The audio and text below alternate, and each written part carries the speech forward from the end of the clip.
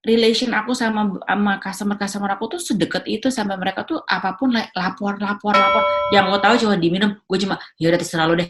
Udah bener-bener yang iya, pokoknya iya. Bersyukur. Paling lo kan gak cari duit yang kayak gitu-gitu tuh aku ada yang gituin aku gitu loh. Cuma menurut aku batch flowers dengan dibantu dengan kesadaran diri itu akhirnya jadi sinergi yang bagus. Banyak yang salah paham gitu, dikiranya dengan self healing itu mereka akan terbebas dari masalah, justru enggak. Ibaratnya udah dibilangin gue tuh lagi sakit nih, si Bumi nih, gue tuh lagi sakit, lo tuh pada nurut sama gue gitu kan. Gue tuh udah nggak, lo tuh ya kerjanya cuma terbang pakai private jet, lo cuma ngotorin tuh badan gue, kagak lo denger gue tuh sakit nek gitu kan, kata si Bumi ini. Tidak ada sosok yang bisa mengerjakan pekerjaan yang bermacam-macam dalam satu waktu selain seorang wanita. Wanita yang luar biasa. Nah, kali ini saya akan ngobrol bersama dengan salah satu sahabat saya yang punya titelnya banyak. Ada communication manager, terus juga beautypreneur, terus apalagi langsung aja kalau gitu. Saya akan tanyakan langsung kepada Askarina. Halo Mbak Karin. Hai, aduh, si Angga mah gimana kabarnya? Baik, apa kabar Mbak Karin? Alhamdulillah sehat-sehat. Angga Sehat? sehat? Alhamdulillah. Satu lagi sih, predikat yang belum saya sebutin adalah Mbak Karin ini Batch Foundation Registered Practitioner. Ya kan, Mbak? Gimana? Iya, kayak ini ya, kayak PhD gitu, kayak Askarina BFRP itu kayak Askarina PhD gitu. Sounds so important. Very, very important loh. Tapi dengan pekerjaan Mbak Karin sebagai communication manager di salah satu brand, kemudian juga beautypreneur Kilo Alta ya, Mbak ya? Iya. Terus abis itu juga yang tadi si Batch itu, terus juga ngurus suami, how you manage your time sih Mbak Karin? Jujur nggak tahu gimana caranya bisa kayak gitu. Ah, Karena jalanin aja ya. oke. Soalnya aku tuh orang yang paling satu, time management gue tuh ancur berantakan gitu loh. Cuma ternyata setelah dikerjain semuanya tuh kepegang aja gitu. Mau ya capek sih, pasti capek banget ya, karena jadinya tuh working hours-nya udah no longer kayak office hours kan, udah dari Senin sampai Minggu, terus even after office pun aku pasti ada aja gitu loh. Cuma ya itu udah jalan yang aku pilih, jadi ya sudah gitu. Awal mulanya untuk bisa memilih jalan sebagai beautypreneur, menciptakan atau meng-create brand Kilo Alta ini gimana ceritanya Mbak? Itu juga lucu banget sih awalnya, karena uh, aku tuh nggak percaya tuh awalnya sama yang namanya clean beauty, clean product gitu-gitu, karena apa sih bedanya, ya elah sabun mah sabun aja, shampoo lah apalah, kayak karena kan aku percaya semua produk konvensional yang ada di supermarket, ada di drugstore itu ya memang sudah diformulasikan sama pabrik-pabrik itu ya untuk skincare gitu loh. Cuma kan waktu itu memang tidak belajar mengetahui ingredients ya gitu loh. Jadi ya sudahlah gitu. Sampai akhirnya sebetulnya bikin Kilo Alta ini karena perjalanan dari proses self healing itu. Jadi kan emang awalnya tuh aku selalu punya masalah di pundak sama di leher. Jadi kan aku orang gampang banget tense gitu loh. Jadi kalau tegang langsung ke leher, langsung ke pundak, ke asam lambung lah. Pokoknya udahlah bener-bener yang udah ke badan gitu loh. Sampai selalu pakai koyo di mana-mana gitu kan ya. Serius? Cuma Ketemu kan sama klien berarti iya, ada koyo dong kalau misalnya lagi tense gitu. orang orang pernah lupa kok nggak copot.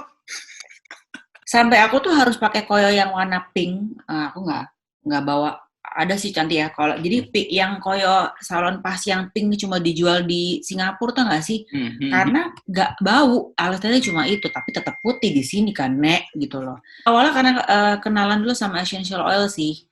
Nah pas kenalan sama essential oils itu pertama kenalan sama yang living dulu, sampai akhirnya itu aku inget banget tuh my first oil tuh untuk pants memang. Itu pas ditaruh di sini, tahu-tahu kok apa ya, hilang gitu loh. Nah terus aku mulailah ngolak-ngulik apa sih ini essential oil, karena tadinya kan sama sekali nggak percaya gitu. Terus dan mungkin kan waktu itu pas itu tahun 2015 ya kalau nggak salah, itu kan nggak terlalu populer kayak sekarang ya, waktu Mhm. 2015 tuh masih udah banyak yang pakai, tapi juga nggak nggak terlalu sebanyak di luar negeri gitu loh, yang Mhm. emang udah salah satu jadi kebutuhan gitu loh. Mhm. Mhm. Gitu ya. Sampai akhirnya terus jadi ngeracik sendiri gitu loh, Oke. karena belajar, ngambil kelas basic 1, clinical aromaterapi yang gitu-gitu, tapi masih basic 1 aja ya, belum jadi aromaterapis. Itu masih salah satu cita-cita gue yang belum tercapai. Seberapa Terus, seberapa membantu sih Mbak kayak si essential oil ini untuk kayak your problem untuk nah uh, pada waktu itu sekaget itu karena semembantu itu. mhm. Cuma aku masih tetap terganggu sama baunya. Oke. Oke. Bau banget tetap. Nah terus akhirnya pakai yang lain yang nggak terlalu bau. Terus ya mulai dari situ bener-bener ngulik-ngulik aja. Mhm. Karena belajar kan propertiesnya tanaman-tanamannya itu apa aja. Jadi belajar yang apa ngeramu ya. Oke. Ngeramu dari si essential oilnya itu jadilah si produk pertama aku itu adalah si tension remedy. Jadi tension remedy itu ada yang bentuknya oil, Mhm. ada bentuk wah kebetulan ada bentuknya kayak balm gitu. Oh, oke. Tuh. Mhm. Nah, ini sebetulnya bikin karena sangat benci banget bau koyo, benci banget Mhm. bau remason, benci banget bau-bau herbal. Jadi emang awalnya bikin itu ya adalah mencari remason versi modern. Kayak gitu. Oke. Jadi yang tidak berbau tapi berfungsi. Jadi. Berapa lama itu prosesnya sampai akhirnya menemukan formula tersebut untuk dijadikan sebuah produk? Aku masih ingat tuh catatannya itu my first batch itu aku bagiin ke teman-teman kantor aku. Mhm. Itu kayak itu kalau nggak salah tahun 2017. Oke. Oke, berarti Ya pencariannya ada formulasinya sih, formulasinya ada kali ya, setahun kali. lama juga ya, Mbak? Nggak cuma kayak Lama. apa-apa kayak gitu aja gitu, nggak gitu kali? Itu berubah terus, kadang pakai ini, kadang pakai ini, sampai akhirnya menemukan ini dia nih. Gitu. So far dari teman-teman atau mungkin juga customer-nya Kilo Alta yang sudah menjadi loyal customer-nya, itu feedback-nya seperti apa, Mbak?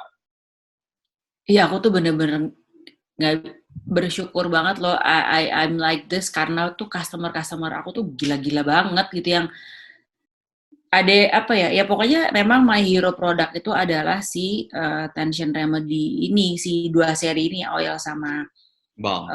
balm kan gitu. Sampai terakhir baru kemarin ini ada yang berbeli dan dia beli nggak ada ekspektasi apa-apa ya. Mhm. Kayak ya udahlah gue beli kok berhasil, syukur, kalau nggak ya udah kali. Mhm. Dia Mhm. sampai WhatsApp gitu, Karin, aku mau tanya sesuatu tapi sorry ya gitu. Hah, kenapa? Gue udah takut banget ya, Nek, gitu. Kenapa gitu? Ini tension remedy-nya boleh dipakai setiap hari. Oh ya boleh, kenapa enggak? Aku takut soalnya aku tiap hari pakai, dia bilang gitu. Tuh soalnya ini bener-bener ngaruh banget tiap aku habis pilates. Itu kayak, hah? Dan itu bener-bener gak cuma satu kak, dan segitu relation aku sama customer aku tuh sedekat itu, sampai mereka tuh apapun lapor. Aku hari ini habis olahraga ini. Wah, yang kayak gitu-gitu.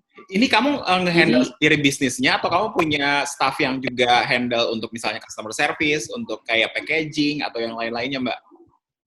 so far sih ada pegawai Hmm. dan ada partner. Cuma memang masih semuanya decentralized di aku karena formulasi itu kan gak gampang ya gitu, karena meleset sedikit juga ribet dan segala macam. Jadi sementara ini memang formulasi masih di aku semuanya.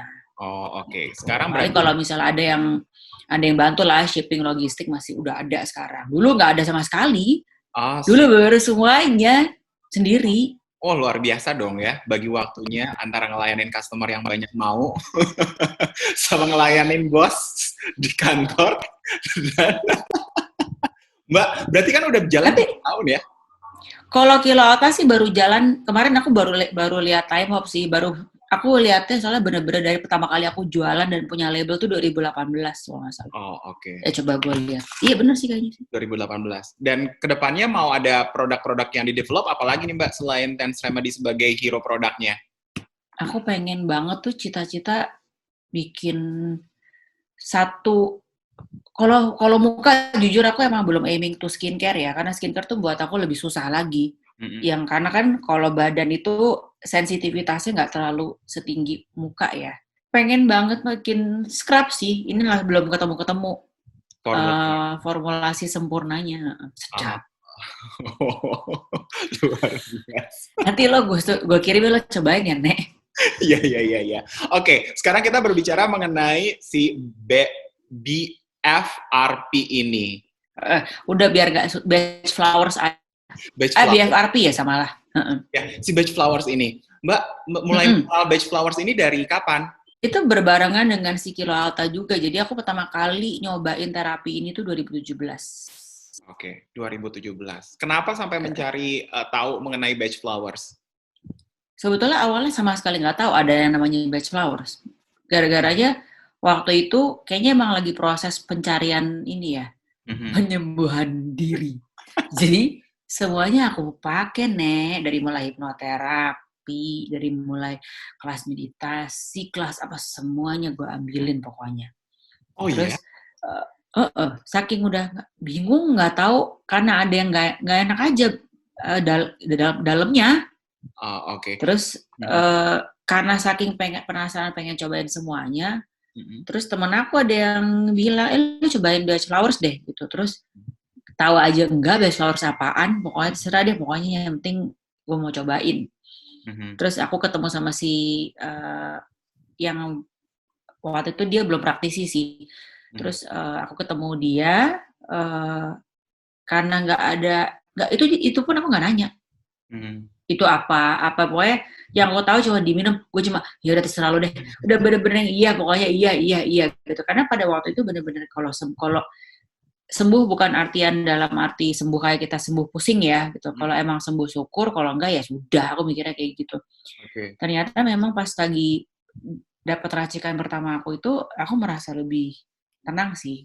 Terus balik lagi, balik ke sesi kedua, ke sesi ketiga, sampai akhirnya kayak apaan sih ini kok aneh banget, kenapa gue suka banget sama ini gitu loh. Terus nggak taunya kebetulan pada waktu itu ada level 1 di Jakarta. Oh, oke. Terus aku ambil. Nah cuma kan kalau level 1 kan emang cuma buat ini ya, cuma buat diri sendiri sama keluarga, jadi nggak boleh praktek sama sekali tuh. Terus makin seneng pas ambil level 1.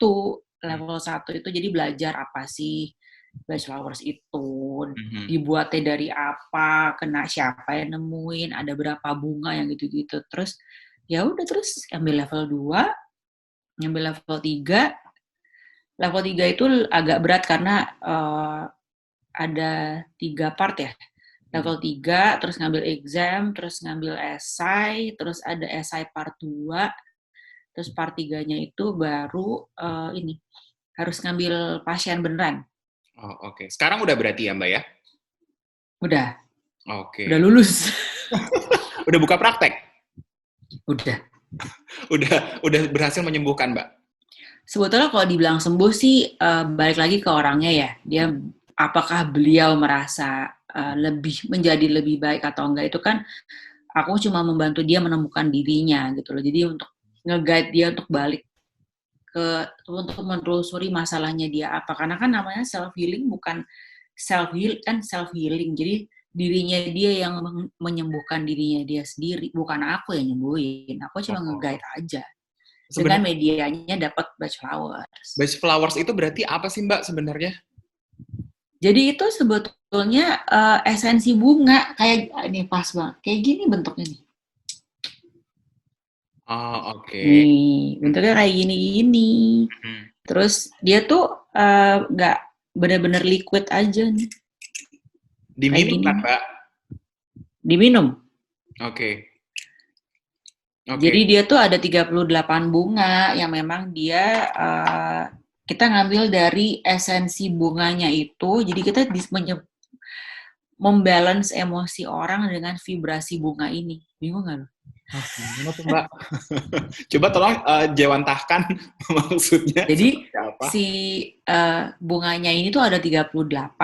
Nah, jadi masing-masing bunganya ini yang ditemuin sama si Dr. Edward Bach ini, dia merepresentasikan semua masalah emosi manusia.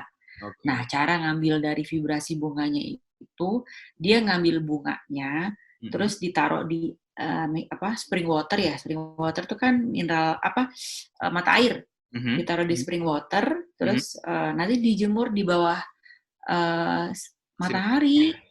Oh, oke. Sesimpel itu, nanti airnya terus dikelola, baru dimasukin satu-satu kayak gitu. Nah, memang makanya banyak yang salah ngerti, dikiranya kayak essential oil. Sedangkan kalau essential oil itu kan oil. Nah, kalau si Bach Flowers ini memang liquidnya itu benar-benar seperti air, cair banget, terus diminum. Kalau essential oil kan bisa diminum, bisa dioles, dan bisa dihirup. Kalau Bach Flowers hanya diminum. Oke. Ada yang dioles sih. Oh, ada yang dioles juga. Dan itu juga ramuannya beda-beda untuk setiap orang ya, Mbak, dari 38 jenis tersebut gitu. Iya kan? Oke. Dan kalau misalnya berbicara dari tadi awal, berbicara mengenai Kilo Alta, kemudian juga Bach Flowers, ini kan ada satu benang merah, yaitu self-healing nih, yang mungkin dalam proses pencarian Mbak Karin beberapa waktu yang lalu. Kalau sekarang berarti udah tidak ada masalah lagi dalam diri? Masalah sih selalu ada, Angga. Jadi cuma sekarang belajar masalahnya gimana caranya supaya nggak ada masalah. Cuma kalau masalah sih aku yakin nggak mungkin masalah tuh akan datang terus. Cuma kalau kita semakin mengetahui diri kita sendiri, masalah yang datang ke kita tuh cara kita respon sama cara kita mengatasinya itu pasti akan berbeda gitu loh. Jadi ibarat kata kita yang punya kontrol terhadap diri kita masing-masing gitu. Iya. Percuma lah mau pakai apa deh, mau pakai oil, pakai Bach Flowers, mau pakai kristal, mau pakai apa, cuma kalau emang dalam dirinya nggak mau sembuh, nggak akan. Mendingan ke sanatorium aja, pakai obat kalau nggak mau karena itu kan paling gampang ya, pakai obat itu ya instan, makan, selesai gitu loh. Cuma numpuk terus, nanti tahu-tahu meledak, itu yang paling kita takutin kan sebetulnya. Oh, oke. Dan melihat kondisi yang sekarang nih, Mbak, kalau misalnya yang aku lihat dengan adanya pandemi corona ini, orang-orang kayaknya semakin butuh untuk self-healing, untuk penyesuaian dari cara hidup sebelumnya ke cara hidup yang sekarang, yang dibilang katanya new normalnya kita sekarang seperti ini, di rumah, seperti itu. Gimana, Mbak Karin? Plus, apalagi nanti dari yang pertama kali kita kena COVID, terus kita sekarang lagi di rumah, terus nanti kan kita pasti akan kembali lagi nih ke ceritanya, let's say kita back to normal, itu juga pasti udah harus lagi dengan with the new normal lagi kan gitu loh. Jadi semua orang sih pasti ngalamin hal yang sama sih, semuanya sih stres, nggak ada yang nggak. Itu bohong aja sih kalau ada orang yang nggak stres. Tapi setelah yang aku lihat-lihat, sama aku lihat ke diri aku sendiri juga, memang cara orang menanggapi kasus pandemi itu beda-beda banget. Oke. Jadi adaptasi itu paling udah nomor satu aja sih menurut aku. Nggak ada there's no other way untuk survive this new normal itu beside how you adapt to the whole situation gitu loh. Dengan cara sekarang yang tadinya jarang cuci tangan jadi cuci tangan, sesimpel itu loh. Aku aja nggak kepikiran, gue jarang banget cuci tangan dari zaman dulu gitu loh. Mana kepikiran sih gitu loh. Itu aja hal yang normal banget gitu loh. Sampai terus tahu-tahu dulu mungkin orang sesimpel itu ya, kalau bersin, kalau batuk pada nggak peduli, pada gitu-gitu aja. Sekarang pada jadi harus conscious doang sama orang-orang sebelah kita gitu loh. Terus Tapi seberapa besar pengaruh wabah COVID ini buat Mbak Karin sih, Mbak? Sekarang work from home ya untuk kantor? Aku udah work from home dari udah nggak tahu berapa hari. Dari sebelum pemerintah ngasih aku work from home, kantor aku udah work from home deh. Oh, oke. Nah, so far seberapa pengaruh nih, Mbak? Biasanya aktivitas setiap hari pergi ke kantor, kemudian pasti juga ada aktivitas ketemu sama orang, gitu kan? Sekarang semuanya dibatasin. Nah, jujur ya, ada positif sama negatifnya. Positifnya tuh kita jadi menemukan sebuah teknologi baru nih, kayak gini-gini nih, Zoom, yang ternyata banyak bisa banget kita lakuin nanti kalau misalnya udah balik ke kantor, yang meeting nggak penting tuh udah Zoom aja. Kadang-kadang, kita harus keluar meeting yang cuma isinya cuma 15 menit, cuma 2 jam cuma kayak nggak ada juntrungannya gitu loh. Itu satu. Terus dan ternyata work from home itu juga capek banget sih. Yeah. Being online and digital everyday itu capek banget menurut gue. Satu, there's no working hours loh. Iya, betul. Karena yang tadinya orang tuh kerja 9 to 6, 9 to 5, or 8 to 6 or whatever, sekarang nggak ada. Yeah. Oke lah, memang nggak mungkin kan. Memang aku tahu ada teman aku yang setiap hari tuh conference call tuh ada. Sampai, gitu loh. Tapi kalau kayak aku kan based by principle, ya aku cuma mengikuti apa yang terjadi di negara asal si pengeluar brand ini doang, gitu loh. Ya di negaranya aja lockdown, aku mau ngapain? WhatsApp tuh kan jadi screen time kita naik banget ya. Iya, betul. Aduh, itu capek banget. Capek tapi nggak bisa dihindarin gitu loh. Iya. Harus dihadapin ya Mbak ya? Mau gitu kan? Itu kayak udah nggak bisa kabur juga gitu. Nggak bisa, mau marah, mau nangis ya lo tetap work from home gitu loh. Jadi prinsip aku tuh, aku buat apa investing on something yang lo nggak bisa predik gitu loh. Ya udah, sekarang yang tadinya lo plannya banyak banget nih, lo lihat aja deh besok gitu loh. Besok aja nggak tahu ada apa. Okay. Jadi kita nggak pernah tahu loh. Yang tadinya hidup semua normal-normal, tiba-tiba begitu ada satu virus ini, semuanya stop seluruh dunia loh. Iya, betul. Dan imbasnya kan dari segala lapisan kelas atas sampai kelas bawah tuh gila banget impact-nya. Dan menurut aku tapi ada juga level-level masyarakat yang menurut aku malah biasa aja. Malah justru kan banyak ya level-level kelas di bawah yang dia cuma mikirin besok makan apa.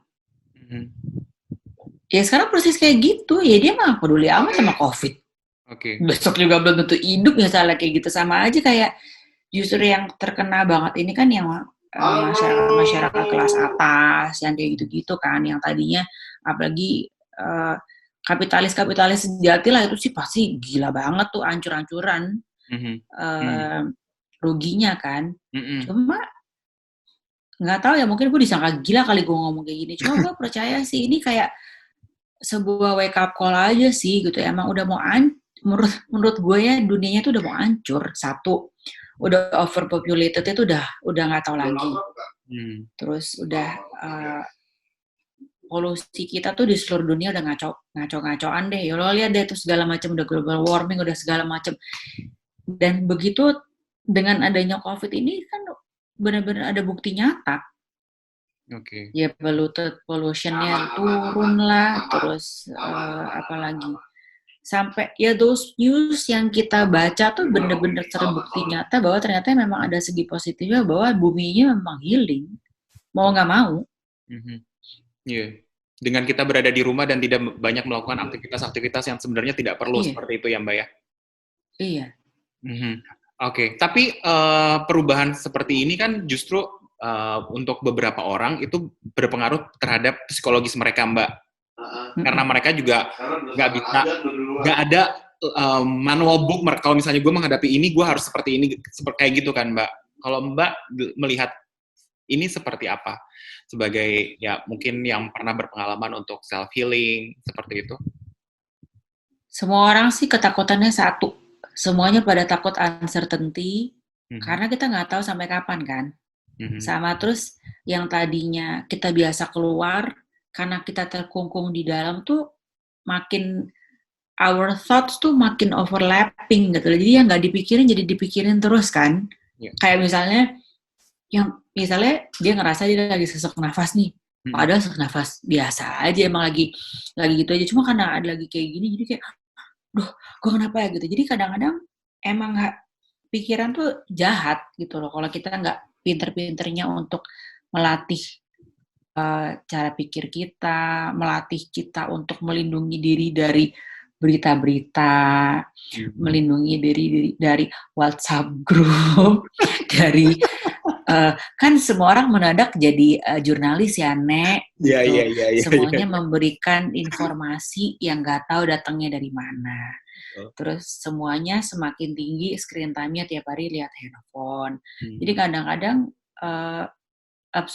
absorption of information itu juga bikin kita makin anxiety gitu loh. Jadi dan ya tadi aku bilang nggak semua orang suka juga gitu loh untuk sosialisasi lewat kayak gini tuh nggak menyenangkan gitu loh. Cuma pada kenyataannya manusia itu makhluk survival kok gitu, dia survivor yang sangat amat tinggi sekali. Ya cuma ya lo mau survive apa enggak itu aja sih menurut gue. Pilihan, balik lagi sama pilihan orang-orang atau individunya. Iya, lo mau survive apa enggak, lo mau adapt atau enggak, lo mau terima apa enggak gitu loh. Karena kalau lo nggak terima, lo akan ngeluh terus tiap hari. Terus gunanya apa itu ngeluh gitu loh. Ngeluh tuh wajar banget, nangis tuh wajar, semua tuh wajar deh, pokoknya segala sesuatu yang tergulung-gulung emosi itu wajar banget. Cuma pada kenyataannya terimalah bahwa Anda itu sedang hidup di masa yang tidak normal, di mana ada hidup di masa pandemi.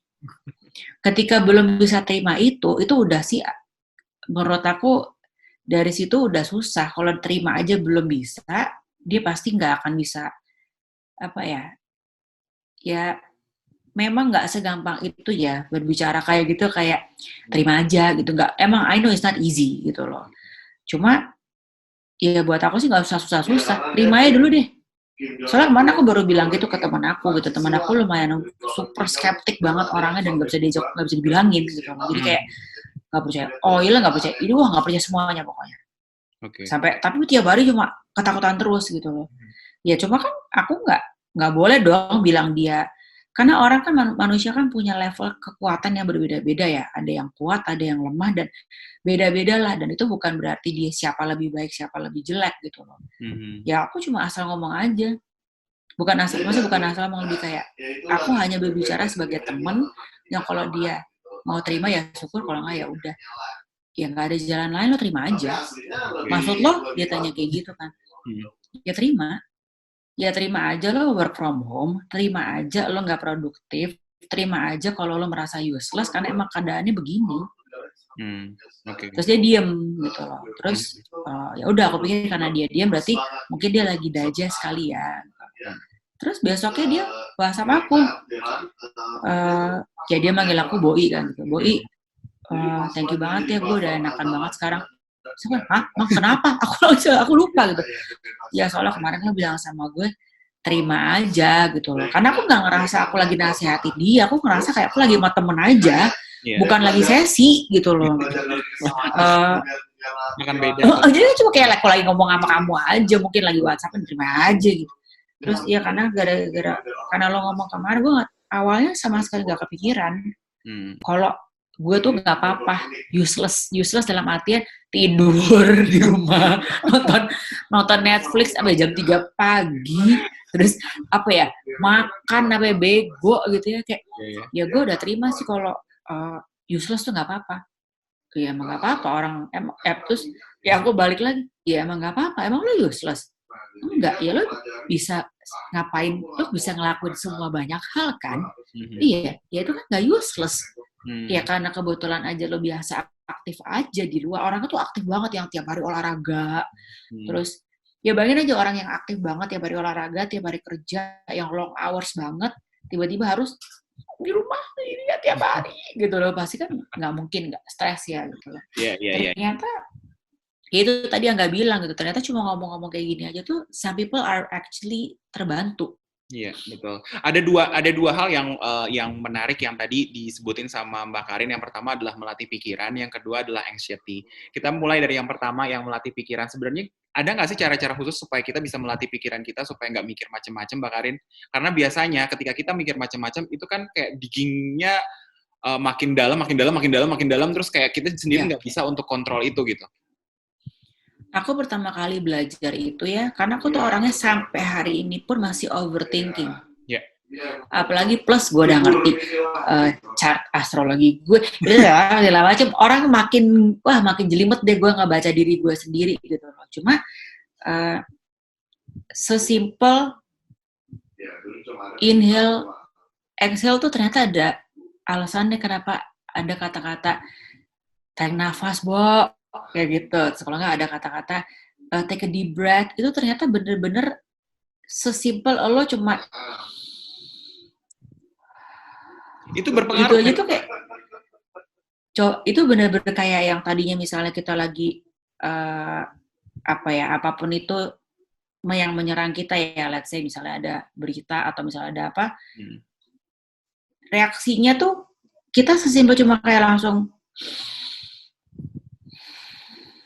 itu kayak langsung gitu ngerasa berubah banget loh.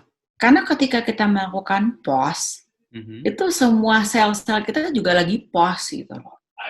Dan akhirnya dari situ aku belajar meditasi. Oke. Dan meditasi aku juga masih jangan mikir meditasinya kayak yang udah lama atau kayak guru-guru dari Tibet yang udah super zen gitu ya. Enggak, meditasi aku kadang-kadang masih lagi diem gini tapi melek-melek gitu, karena meditasi itu bukan sekedar ini ya, banyak yang mikir meditasi itu blank state of mind, which is nggak mungkin. Iya, pasti selalu ada yang terlintas di pikiran kita kan, Mbak? Ya mungkin itu, iya, itu nggak apa-apa. Jadi aku awal-awal belajar meditasi itu 3 menit, 5 menit, 10 menit, 30 menit, sampai akhirnya ternyata, dan ini gue lo tau gue orang yang paling pecicilan dan paling gak bisa diem. Iya. Yeah. Nah, cuma setelah aku mempelajari ritme-ritme yang cocok buat aku tuh yang mana, ternyata 30 menit itu cuma cocok buat aku kalau lagi memang, buat aku 30 menit aku belum bisa, karena masih kelamaan. Sebetulnya 30 menit apa sih artinya? Bersama kayak orang Islam kan sholat ya. Sholat kan apa sih? Orang cuma ada 5 waktu sehari. Dalam 24 jam itu lo cuma diminta untuk meluangkan 5 sholat, itu kan seberapa sih? Kan nggak sebanding gitu. Itu sama halnya juga dengan meditasi. Karena ketika kita meditasi itu kita benar-benar take a pause of everything. Dan itu ternyata membantu banget. Untuk melatih pikiran? Untuk melatih kita untuk responsifnya seperti apa. Jadi melatih pikiran itu tuh lebih, kalau gue percayanya lebih kayak misalnya kita tuh paling gampang tersulut tuh menurut gue sih kalau kita lagi ada pembicaraan sama temen sih. Itu tuh paling, kadang-kadang kan argumentasi kita kan nggak tahu ya. Lo kan nggak bisa ngatur gue untuk bagaimana merespon cerita lo. Betul. Dan berapa ratus juta orang yang ada di dunia ini yang selalu clash with each other gitu loh. Apalagi dengan kantor tuh udah paling kolik tuh, oh my god gitu loh. Kita spend setengah hidup kita tuh di kantor, Mak, gitu loh. Itu tuh salah satu proses pembelajaran gue untuk melatih netralisir gue itu adalah kantor gitu loh. Karena ya dulu gue juga susah banget untuk menerima bahwa setiap orang akan merespon yang berbeda tuh aku nggak suka juga gitu. Cuma dengan kita membiasakan diri untuk pause, pause tuh bahasa Indonesianya istirahat ya. Itu kan ketika tadi misalnya aku bilang ya elah 30 miliar apa sih nek, misalnya gue gituin ke lo, kan lo bisa langsung kayak oh ya udahlah, saya tahu si Karin emang gak ngerti gitu. Jadi yang tadinya mau reaktif, mau marah ke gue, lo jadi kayak cuma ya udah, orang gue cuma cerita misalnya kayak gitu kan. Beda-beda ya cara orang. Karena mungkin dengan semua aksi reaksi itu pasti akan jadi berubah dari misalnya kalau kamu marah, pasti kamu tambah marah lagi. Kalau misalnya kamu misalnya nanggepinnya iya orang cuma cerita doang deh, Bo, misalnya kayak gitu, mungkin aku juga sorry, karena kita nggak tahu gitu lawan bicara tuh akan seperti apa. Itu paling gampang aja deh menurut gue sih. Itu yang memang mungkin harus dilatih oleh setiap orang untuk gimana kontrol diri masing-masing ya. Karena kalau udah bisa udah bisa puas itu, sebelum kita mau mengeluarkan kata-kata, pasti kita akan otomatis jadi mikir dulu. Oke. Apakah Beach Flowers membantu untuk proses ini, Mbak? Aku sih merasa aku sangat terbantu sekali ya gitu loh. Jadi karena aku tuh orang yang sangat amat tidak sabaran. Aku orang yang sangat I'm very judgmental gitu loh. Jadi salah satunya ada 2 bunga yang emang khusus buat orang yang tidak sabaran sama memang orang yang judgmental gitu loh. Itu menurut aku Beach Flowers dengan dibantu dengan kesadaran diri itu akhirnya jadi sinergi yang bagus. Percuma sih tapi lo minum segentong juga kalau lo kagak mau melatih diri mah kagak sembuh mah, Cong. Jadi kadang-kadang aku juga suka bingung gitu. Terus sembuhnya berapa lama? Gue sampai aduh. Nah, tapi pertanyaan-pertanyaan seperti itu dari si klien itu juga melatih cara pikir aku dong sama cara juga melatih bagaimana merespon pertanyaan si klien gitu loh. Ya kalau gue marah klien gue kayak gitu ya jangan yang ngelulusin gue malu ya. Oke, berarti lumayan membantu si Beach Flowers ini dalam proses untuk self healing, terus juga self control seperti itu ya Mbak ya. Kalau aku sih ya. Oke. Dan semuanya. Nah, terus kalau misalnya berbicara soal cemas, ini kan yang sekarang ini lagi dirasain sama semua orang nih Mbak. Khawatir akan berlalunya karena kita tidak pernah tahu apakah mungkin sekarang berita yang di TV adalah grafiknya lagi masih aja ada kan berarti kalau kita udah berani keluar rumah begitu aja kan seperti itu banyak rasa cemas yang dirasain sama setiap handle rasa cemas berlebihan gitu Mbak. Jadi pertanyaan yang setiap hari pada nanya semua sih ke aku ya karena aku sendiri pun juga lagi mencari cara how to handle my own anxiety kan gitu. Cuma aku percaya sih kayak cemasnya tuh cemas kenapa dulu. Carilah cemasnya kamu karena cemasnya Angga, cemasnya Karin itu sama cemasnya si A, cemasnya si B pasti akan berbeda. Jadi sebelum melabel cemas itu cari dulu cemas kamu tuh cemas apa? Cemas karena kamu takut tertular, atau cemas karena kamu tidak punya uang, atau karena cemas karena gaji dipotong dan tidak tahu kapan gajinya kembali lagi. Kan banyak banget masalah-masalah orang. Ada yang simpel, cemas takut nggak dapet jodoh, itu juga ada tahu. Ada ya? Lagi kayak begini, kayak begitu Mbak? Karena dia ngerasa dengan begini dia jadi nggak punya interaksi keluar sama nggak bisa interaksi sama orang dong kapan dia mau dapet jodoh. Bingung nggak lo? Cuma kan itu masalah dia. Jadi ketika dia datang ke aku seperti itu ya gue, oh ya sudah berarti buat dia masalah ya gue harus menerima masalahnya dia lah nggak bisa yang gimana sih lagi COVID mikirin jodoh nggak bisa karena dia masalah dia begitu. Kenali dulu cemasnya, cemas apa? Jangan cemasnya digabrukin semuanya. Oke, dari mengetahui apa penyebab cemas itu kita bisa tahu gimana cara untuk handle ya, Mbak. Karena begitu kita tahu, ternyata si Karin ini cemasnya karena botol gue nggak datang, Nek, gue cemas, tuh kan gitu ya. Kan gue jelas nih, gue cemas karena kemungkinan produksi gue akan terhambat nih. Cemas gue nomor 1 adalah produksi terhambat. Nah kan cemasnya nggak beda. Ya, betul. Oke. So far sudah berapa banyak klien yang datang ke Mbak Karin dalam pandemi ini untuk bisa minta bantuan untuk di Beach Flowers, untuk bantuan Beach Flowers gitu? Nggak banyak, cuma ada ya 5 atau 6 doang kok. Dan masalah mereka? Tapi ya masalah mereka beda-beda. Bukan semuanya masalahnya adalah rasa cemas karena COVID atau beda-beda bukan itu? Awalnya COVID, terus nanti ternyata pas aku gali lagi ya ada yang numpuknya lagi di bawahnya COVID, jadi pas COVID ini nambah lagi. Ada yang misalnya vertigo nih, kenapa ya gue vertigo nggak kelar segala macam. Dia pikir vertigo karena takut ini, takut apa. Ternyata di bawah semua itu nggak, COVID tuh hanya triggernya aja. Oh, okay. Jadi masalah tuh gimana ya Mbak? How you manage the problem gitu. Maksudnya ketika masalah ini kita kan tidak pernah bisa untuk menghindar dari masalah yang datang kadang-kadang. Ya, karena masalah itu akan datang setiap hari dan kapanpun. Itu harus. Jadi kadang-kadang aku juga harus banyak yang salah paham gitu, dikiranya dengan self healing itu mereka akan terbebas dari masalah, justru enggak. Malah kadang-kadang malah justru semakin healing malah semakin banyak masalahnya. Tapi ketika sudah healing itu tadi kan, karena masalahnya kalau sudah healing kan masalah banyak, tapi kan kita udah tahu bagaimana menyikapinya, jadi udah beda cara handle-nya. Oh, oke. Kuncinya adalah gimana cara handle-nya gitu ya, Mbak ya?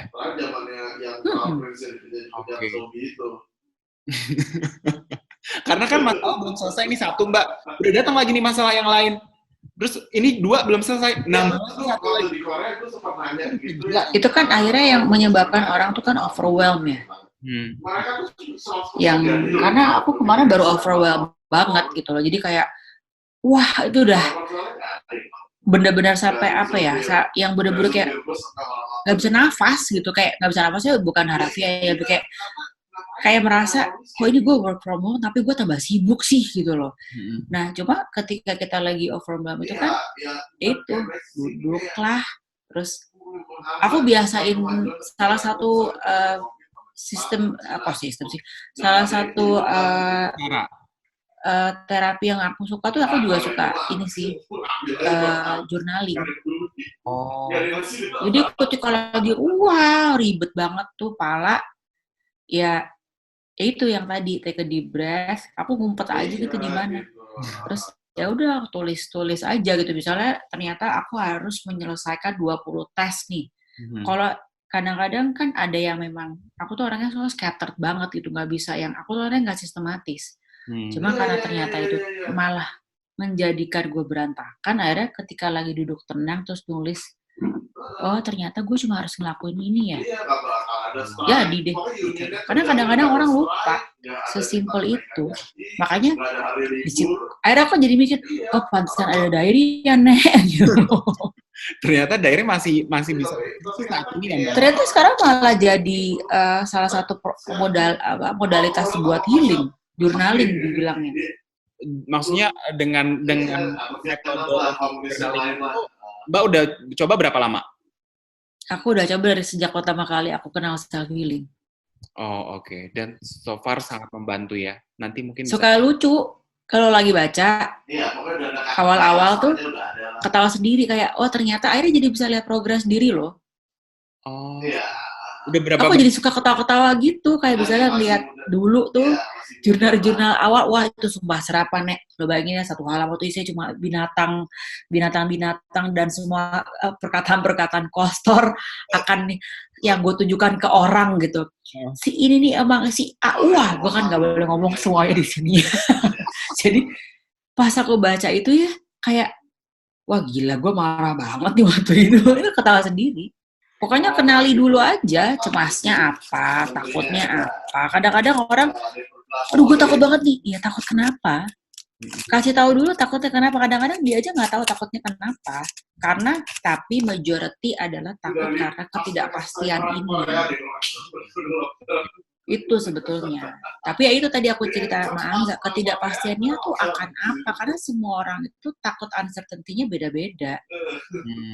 Oke. Iya dong, gitu. Ada yang gajinya dipotong, Nek, nggak bisa bayar KPR, nggak bisa bayar cicilan mobil, ada yang di lay off, ada yang tukang salon, nggak punya klien, tukang make up, kelar deh, tukang pijat, astagfirullah gitu. Cuma, kamu sadar nggak? Gara-gara pandemi ini ya, semua orang punya pekerjaan baru, semua jual makanan, semua jual ini, semua jual itu, karena gue percaya banget pada dasarnya manusia itu kalau kepepet semua pinter. Iya ya. Tergantung lo mau apa enggak, udah itu aja. Mbak, tapi kalau misalnya tadi kan pengaruhnya sama diri Mbak, tapi kalau pengaruh ke bisnis, ke Kilo Alta, apakah ada pengaruh juga COVID ini? Atau secara online masih berjalan seperti biasa? Kalau aku, alhamdulillah, puji Tuhan ya, karena mungkin karena ke self-care kali ya. Hmm. Jadi kalau in terms of sales, aku sih masih oke. Cuma, karena ini kan efeknya, aku butuh barang, aku butuh bahan baku, atau butuh shipment dan segala macam. Ya of course ada pengaruhnya di situ. Yang tadinya aku mesti nyiapin, wah aku udah rencana misalnya mau ngeluarin produk baru gitu. Botol gue gak ada gitu. Jadi gimana tuh Karena kan dari solusinya kalau misalnya ada salah satu supplier yang nggak bisa supply? sekarang sih yang aku cuma bisa nunggu gitu loh. Ya udah, yang kayak tadi aku bilang mau nangis, mau nangisin apa? Jadi kadang-kadang memang harus memilih. Nangisnya tuh jangan nangisnya dipilih nek gitu loh. Sampai air mata gitu loh. Iya, sekarang ya sudah. Matanya. Walaupun gratis ya air mata gitu loh. Cuma ya udah pada kenyataannya sekarang gue mungkin tersendat di sini. Ya udah cari aja lah penggantinya apa gitu. Jadi akhirnya karena kepepet tuh pokoknya orang tuh pintar semua deh. Sekarang siapa sih yang kepikiran jualan masker? Siapa sih yang kepikiran tiba-tiba semua jualan masakan? Siapa sih yang kepikiran tiba-tiba jual kue, jual ini apa? Siapa yang kepikiran semuanya jual hand sanitizer? Iya, betul. Itu kan sebetulnya kan karena ya itu kepepet, cari duit, akhirnya monetize semuanya ya walaupun akhirnya banyak juga elemen-elemen yang jadinya orang juga kan saking butuhnya uang sama melihat opportunity ini jadi gelap mata juga, ada yang nipu, ada itu juga banyak. Tapi menurut Mbak, wajar nggak kalau misalnya untuk orang-orang seperti itu, yang gelap mata dan ibarat kata oportunis dalam situasi seperti ini? Ya wajar buat mereka, nggak wajar buat kita kan. Karena itu kan sebuah jelas ya, garis yang jelas bahwa itu adalah suatu hal yang tidak baik. Gitu. Ya tahunya udah terbuktinya tanpa waktu yang lama, udah langsung kok si penimbun-penimbun itu sekarang mau dikemanain barangnya. Nggak laku kan? Yes, betul. Karena gue percaya banget sama kebaikan alam semesta ini gitu. Lo jahat ya lo pasti niat lo udah, your intention at the beginning itu adalah sebagai hoarder barang-barang yang diperlukan seluruh masyarakat untuk survive. Lo nimbun masker, lo nimbun hand sanitizer, lo nipu alkohol.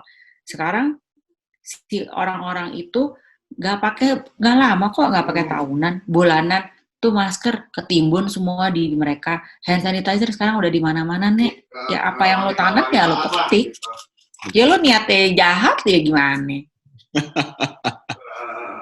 Seru banget tapi kayaknya nggak ada habisnya. Tapi saya harus tanya satu sama Mbak Karin, kalau ada nggak yang pengen disampaikan setelah mungkin ada 2 bulanan ini work from home dan kita semua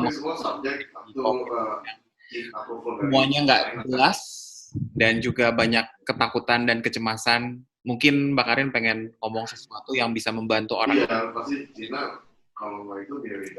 Aku tahu ini klise banget sih, dan mungkin gue bakal ada yang kontra banget, aku yakin banget. Menurut aku sih, terima dan bersyukur. Aku udah pernah ngomong kayak gini dan ada yang ngomong juga kayak bersyukur, paling lo kan gak cari duit ya kayak gitu-gitu tuh aku ada yang gituin aku gitu loh. Cuma beneran terapis itu juga manusia tahu. Nah ya, bersyukur dalam kondisi kayak gitu susah loh Mbak. Beneran sih. Iya, karena memang susah dan aku juga gak gampang. Aku hari ini bersyukur, besok marah-marah tuh wajar juga gitu loh. Cuma pada kenyataannya, oh iya gitu, gak apa-apa banget, terima tuh pokoknya semua. Jadi terima itu adalah terima sedih lo, terima marah lo, terima semuanya. Cuma jangan fokus sama jangan fokus sama your problem sih gitu loh, karena lo fokus aja sama sekarang apa yang lo punya gitu loh. Jadi kalau nggak punya uang ya cari cara gimana caranya cari uang. Emang nggak, I know it's not easy. Gue kayaknya ngomongnya gampang banget ya, cari uang. Enggak, gue tahu banget itu susah. Ada yang mungkin gue udah pecat tahu gini. Iya, cuma sekarang pada kenyataannya mungkin lo mau mendapat pekerjaan yang baru kali nanti, kita kan nggak tahu loh. Yang kayak gitu-gitu. Cuma memang saat ini adalah semua orang diminta untuk introspeksi diri ke dalam gitu loh, bahwa untung kalau aku tuh ya, gue bersyukur banget karena untung cuma dikasih COVID, masih dikasih waktu buat membenahi diri, membenahi bumi dan segala macem. Kalau langsung langsung asteroid jatuh ambiar mungkin, tapi jangan salah, ada juga mungkin yang berpikir, mendingan gue ditimpa asteroid sekalian daripada gue masalah kayak gitu juga ada. Tapi kalau gue masih pengen hidup, gue masih pengen menikmati semua kehidupan ini segala macam. Jadi gue bersyukurlah dengan apa yang ada di depan mata gue. Ini memang sangat ringan apa yang disampaikan sama Mbak Karin, tapi itu tuh kayak kena gitu loh, bahwa memang itu adalah hal yang bikin kita kayak melek aja gitu, ya nggak sih Mbak? Bahwa yang tadi Mbak Karin bilang, ya terus lu mau buat apa? Lu mau jungkir balik juga nggak akan berubah keadaan ya Mbak. Jadi terima aja. Jadi mau setiap hari nangis di pojokan juga kagak keluar, kecuali lo bisa bikin vaksin, Cong. Buat apa investasi akan sesuatu yang lo tidak tahu? Lo investasi deposito lo jelas dapat bunganya berapa. Investasi di reksadana lo jelas beli produk apa. Lah ini investasi akan kecemasan akan apa, orang lo aja nggak tahu besok hidup apa enggak. Emang kayaknya ya trust me, gue udah dihajar banyak kok kayak kalian makanya bersyukur gitu. Lah emang pada kenyataannya lo bangun tidur masih nafas, masih bisa makan, masih bisa minum. Dan sekarang kita sedang mengalami teguran dalam beberapa bulan ini ya Mbak ya? Yes. Oke, dan ya memang harus diterima aja karena mungkin kita sudah ditegurnya dalam berbagai macam bentuk, mungkin nggak kerasa, mungkin ini jadi akhirnya dikasih teguran yang lumayan lama, agak lama nih dalam berbulan-bulan. Dan mudah-mudahan udah dibilang kan, ibaratnya udah dibilangin gue tuh lagi sakit nih si bumi nih, gue tuh lagi sakit, lo tuh pada nurut sama gue gitu kan. Gue tuh udah nggak, lo tuh ya kerjanya cuma terbang pakai private jet, lo cuma ngotorin tuh badan gue, kagak lo denger gue tuh sakit nek gitu kan, kata si bumi ini. Terus tiba-tiba mampus tuh gue kasih corona gitu. Oke. Ya. Oke. Mbak Karin, thank you so much untuk waktunya untuk ngobrol. Semoga sama-sama Angga bisa membantu orang yang sekarang ini sedang menonton, terutama saya juga yang sekarang ini. Aduh, aku senang sekali kalau ternyata cuap-cuap gue bisa membantu. Ya. Oke. Mbak Karin, terima kasih. Selalu sehat dalam kondisi seperti ini. Sama-sama. Dan semoga bisa kembali beraktivitas normal seperti biasa lagi. Sama-sama Angga, sehat selalu. Pokoknya I know it's cliche, cuma emang cuma bisa bersyukur, menerima, dan beradaptasi. Itu doang sih mantra gue. Mau apa lagi? Gak ada lagi. Terima kasih Mbak Karin. Terima kasih Angga. Setelah semua selesai ya.